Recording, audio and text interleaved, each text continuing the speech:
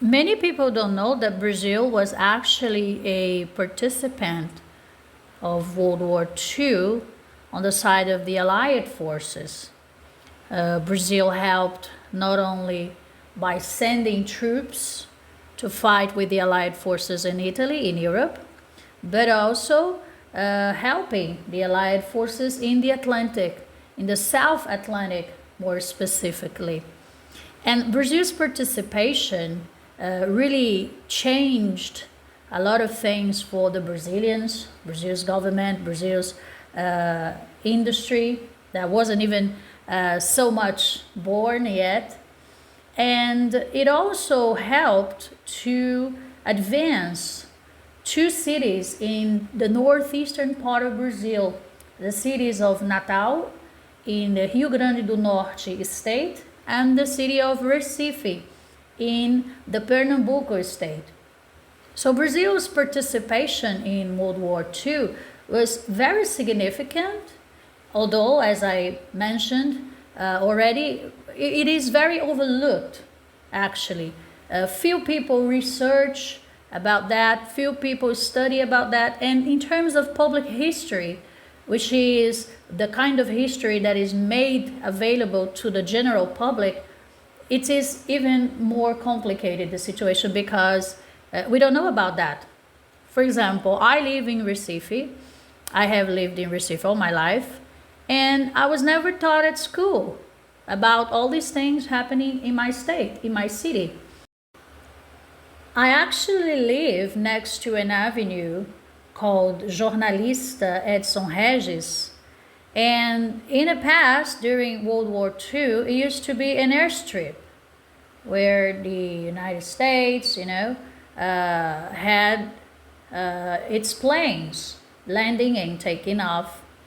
And I was never taught about that.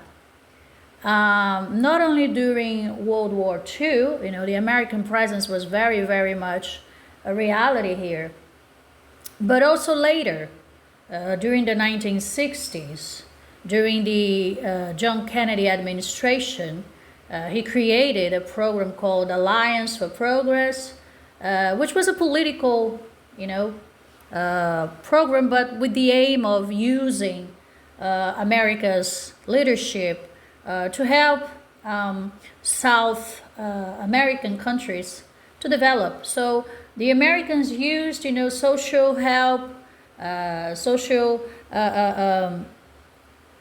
assistance, let's say, in order to get political leverage, in order to get support from South American countries.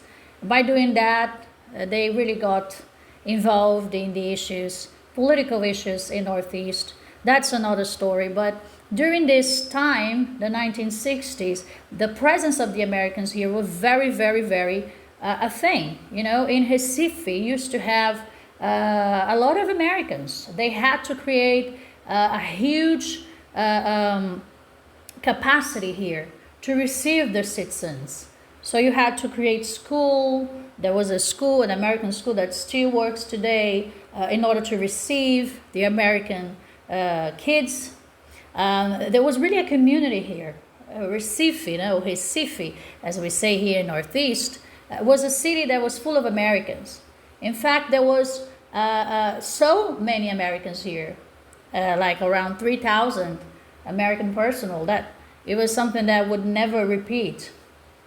And the presence of American citizens here, employees, government employees, journalists, researchers, every kind of people that went here to understand the situation in Northeast at the time. Let's remember that in 1959 there was the Cuban Revolution, and the Americans were really, really struggling to accept the fact that there was really a possibility, although not so big, that Brazil would follow the example of Cuba. And since Brazil is the largest country in South America, it's a very important country in this perspective. In the south part of America, the United States, the Kennedy administration was really worried about that. So they really engaged into meddling in the political internal affairs of Brazil, especially Northeast. And Northeast was kind of a microcosmos of the Cold War at the time. There were two forces facing each other here, the communists, the socialists on one side, and the conservatives on the other side, and the Americans backed the conservatives. We also had a very complicated situation in the federal government, especially during the João Goulart government. So this is another story. I'm not gonna tell it here. And it is another interesting point that this period, this historical period, is also overlooked in terms of research here in Brazil, with few exceptions. And it's something that I would never understand, how Brazil's role during World War II, and also during this time, the presence of the Americans here. There was never anything like that. Probably it will never happen again in the future, and it is something overlooked, with the exception of some people, some journalists, some researchers who are interested in studying that. And so during this period of American presence here in the 60s, the 1960s, we received the visit of Robert Kennedy. At the time, he was a senator in the United States in 1965. He went to Recife. He came here to Recife. He had some speeches in Recife. He also went to an interior city, a city in the interior part of Pernambuco. His brother in 1961, Edward Kennedy, also came here. He visited Caruaru, which is a very important city in the interior part of Pernambuco too. He came here to Brazil with the same ideas that American people used to come at that time, to try to capture Nordestinos, Northeasterns' attention and support. So during the Kennedy presence here, you had, for example, some places, we still have some places here in Recife where they have names. For example, names paying homage to the Kennedys. For example, there is a very famous park here, kind of a square, called Robert Kennedy. There is one avenue, if I'm not mistaken, that it is also called Robert Kennedy, Senator Robert Kennedy. Even in Rio de Janeiro,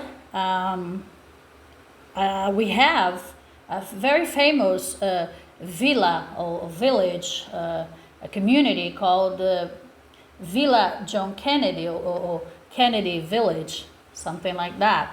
It was a very important place too, that really materialized the politics and the policies of the Alliance for Progress.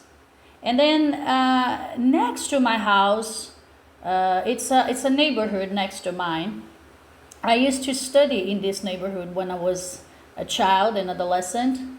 There was a school there, and next to not so close, but in the same neighborhood where I used to study, there was another school, and the school was called Eleanor Roosevelt. And I was very curious at the time. I didn't know anything about the history of Americans here or Brazil's participation in World War II.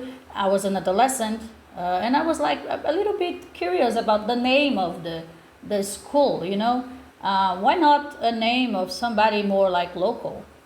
And then I entered in the school. I used to study there language courses, and then I saw a kind of a little picture saying that school was built with the help of the Alliance for Progress, actually.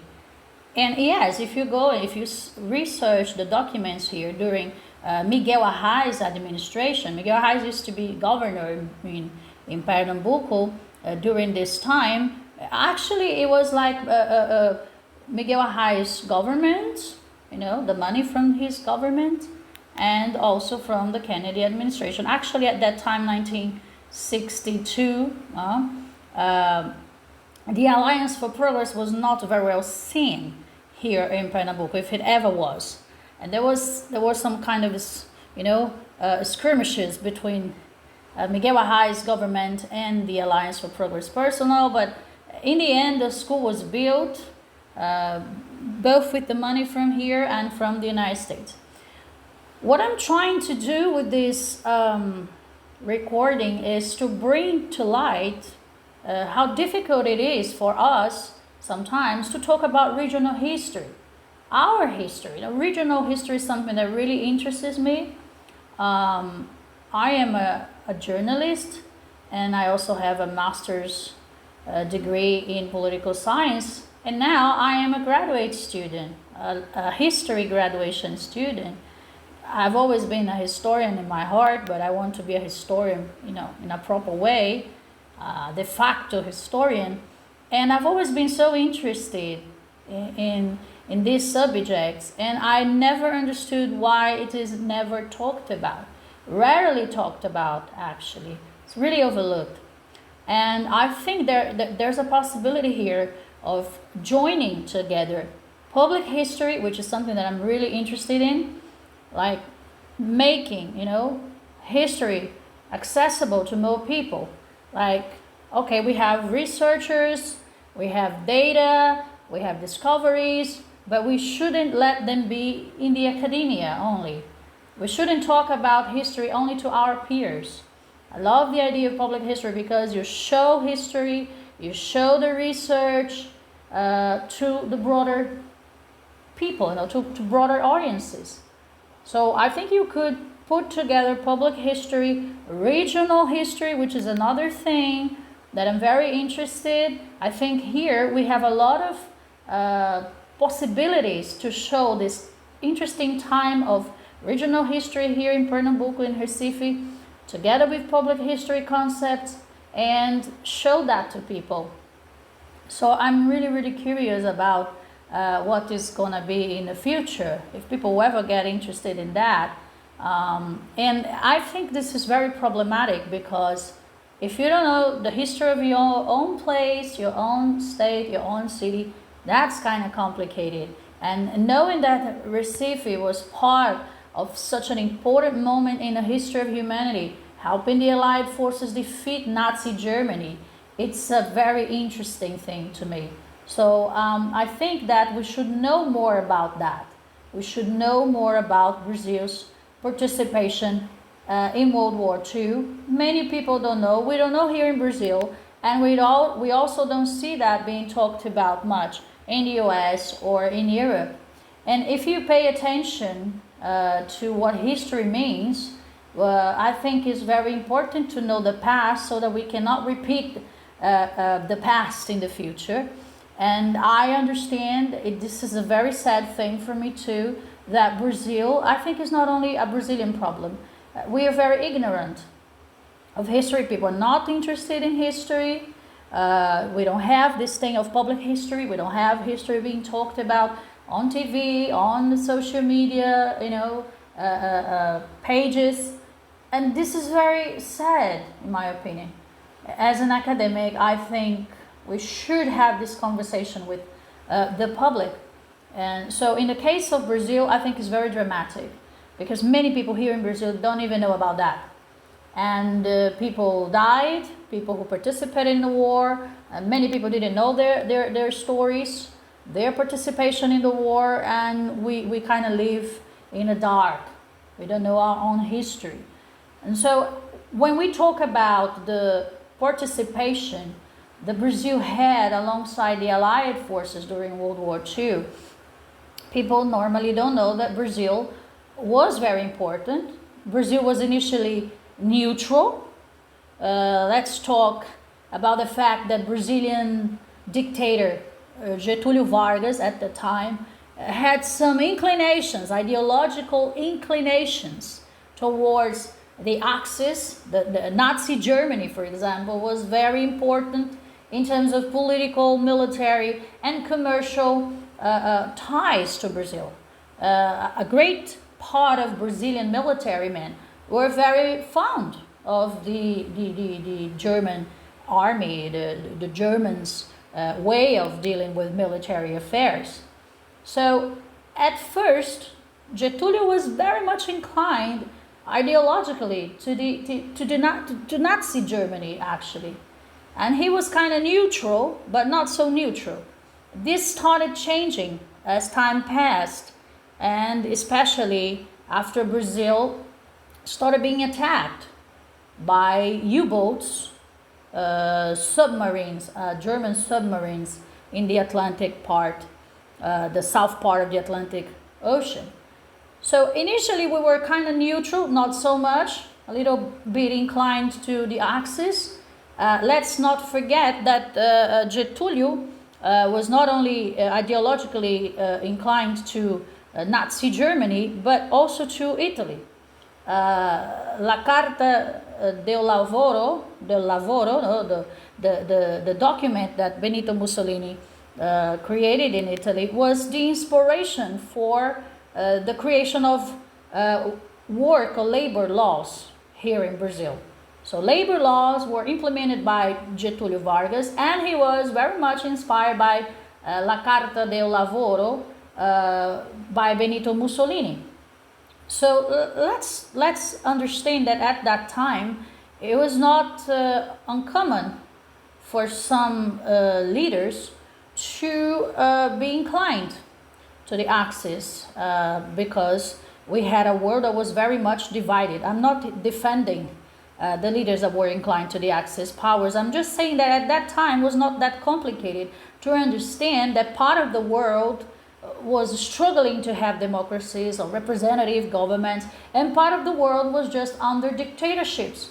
We had the civil war in Spain. We had Franco, General Franco, who was a dictator. There was Benito Mussolini, there was Adolf Hitler. So the world was very much divided into these two forces, you know, the democratic ones and the dictatorship lines. So it's quite easy to understand why it was not so incomprehensible to understand Getúlio's position.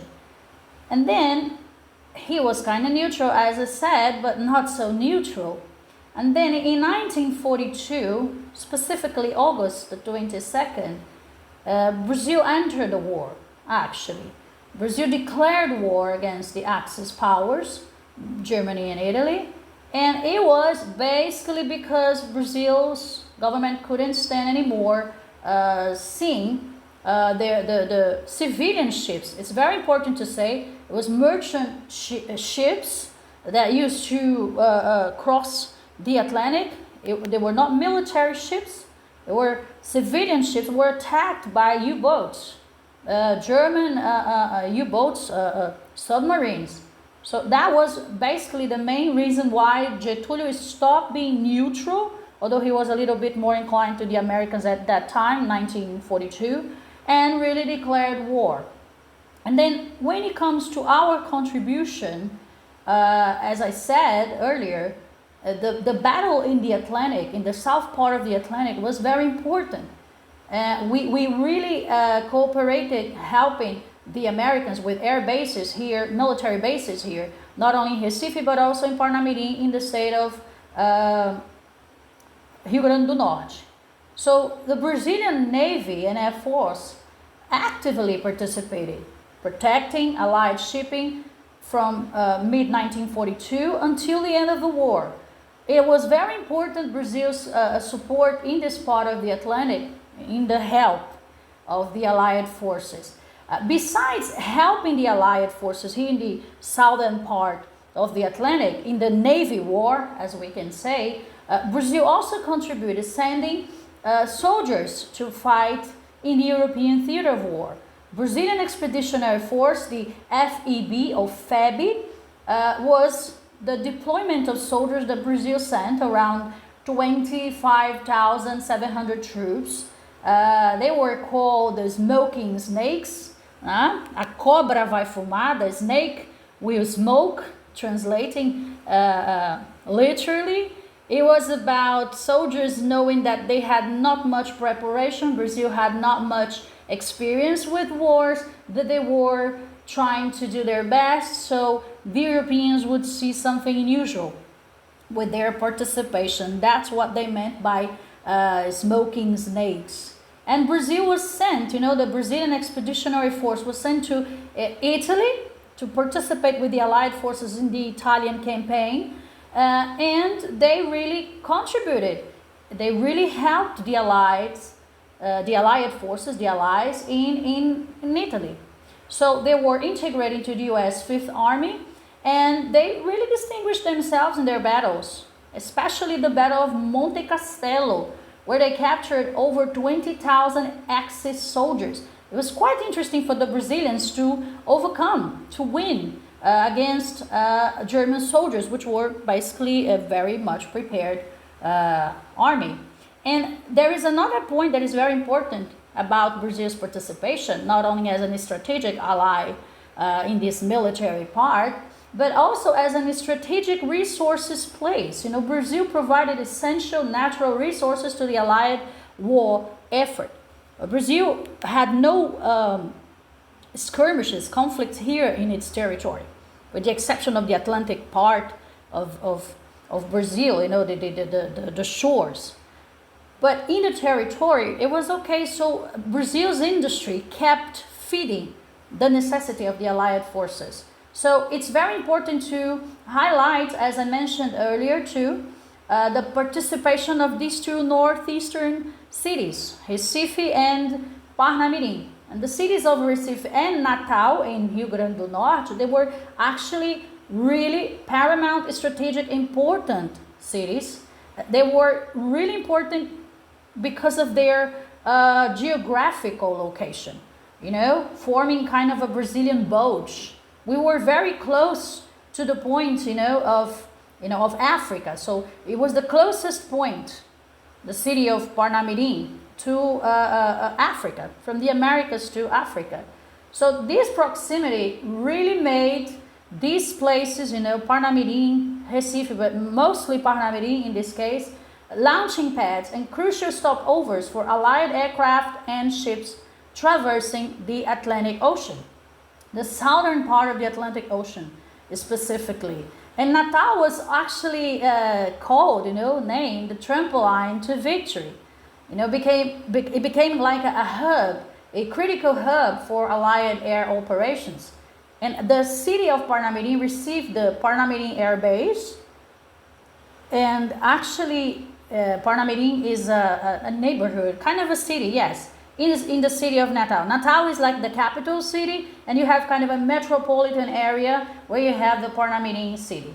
And it was one of the largest U.S. air bases outside American territory. It was really essential to refueling and maintenance for the aircraft transporting troops and cargo from the United States to Europe and Africa. It was very important in that aspect too. And at one point during the war, Natal was reportedly the busiest airport in the world. Check it out, so interesting. With flights that were taking off and landing every few minutes, like it was non-stop. That's really interesting.